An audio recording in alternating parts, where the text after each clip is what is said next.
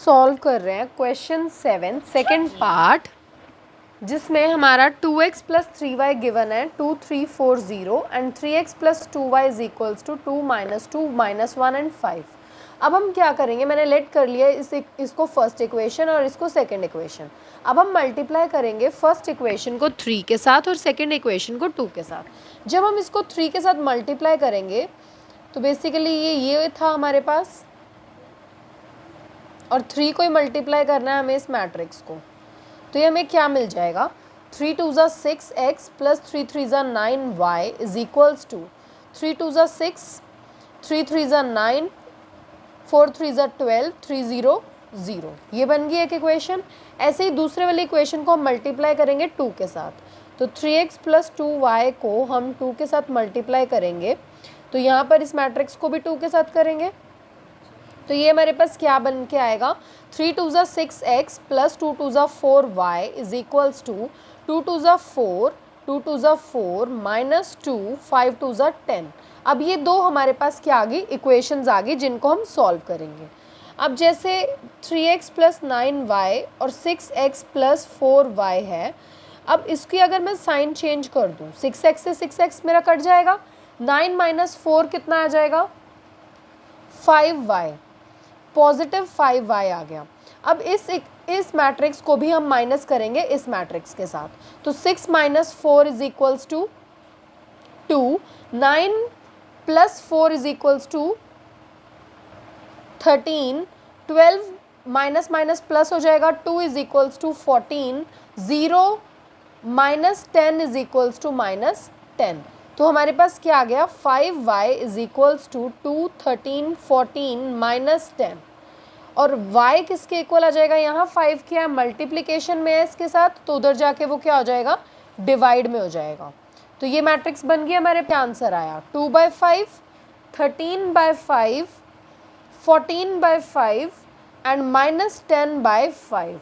जब माइनस 10 को करोगे तो हमारे पास क्या बन के आ जाएगा, यहाँ पर -2। तो ये क्या बन गया, 2/5, 13/5, 14/5 -2। ये हमारी y की वैल्यू निकल के आ गई है। y मैट्रिक्स हमारा इसके हमारे पास है 2x प्लस 3y। अब हम y तो कैलकुलेट कर चुके हैं, अब हमें क्या कैलकुलेट करना है, x कैलकुलेट करना है। तो x कैलकुलेट करने के लिए मैं क्या करूँगी, 2x प्लस 3y वाली इक्वेशन को मैं मल्टीप्लाई कर दूंगी 2 के साथ, और 3x प्लस 2y इक्वेशन को मैं मल्टीप्लाई कर दूंगी 3 के साथ। तो देखें 2 2 ज़ा 4x हो गया, 3 2 ज़ा 6y इज इक्वल्स टू, इसको 2 के साथ करेंगे, 2 2 ज़ा 4, 3 2 ज़ा 6, 4 2 ज़ा 8, 0 इंटू 2 इज़ 0। अब इसको 3 के साथ करूँगी, 3 3 ज़ा 9x, 3 2 ज़ा 6y इज इक्वल्स टू, इसको भी करेंगे 3 2 ज़ा 6 minus into minus 2 is equals to -6, 3 into -1 is equals to -3, 5 3 ज़ा 15। अब ये दो मैट्रिसेस आ गए हमारे पास। अभी हम इन दोनों को सॉल्व करेंगे, दोनों इक्वेशंस को। अगर अब मैं इनको माइनस कर दूँ, 6y कैंसिल हो जाएगा मेरा, पॉजिटिव नेगेटिव, 4 माइनस 9 किसके इक्वल आ जाएगा, -5x के इज इक्वल्स टू, अब इनको भी माइनस करना पड़ेगा, तो 4 माइनस 6 किसके इक्वल हो जाएगा, -2, 6 माइनस माइनस प्लस हो गया, 6 plus 6 12, 8 minus minus plus, 8 plus 3 11, 0 ऐसे ही हम करेंगे, 0 माइनस 15 इज -15।